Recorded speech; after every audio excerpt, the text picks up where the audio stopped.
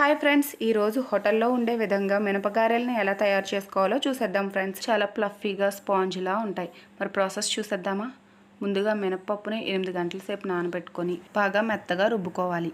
ఇలా రుబ్బుకున్న తర్వాత ఇందులో కొద్దిగా జీలకర్ర, రుచికి తగినంత సాల్ట్, పచ్చిమిర్చి, అల్లం, ఉల్లిపాయలు, కరివేపాకు, నానబెట్టిన ఇడ్లీ నూక ఒక 2 గరిటెలు వేసుకొని బాగా కలుపుకోవాలి. పిండిని ఎంత బాగా కలుపుకుంటే గారెలు అంత సాఫ్ట్గా స్పాంజ్లా వస్తాయి. పిండిని ఈ విధంగా కలుపుకున్న తర్వాత ఇప్పుడు ఒక హాఫ్ అన్ అవర్ పిండిని పక్కన పెట్టేసుకోవాలి.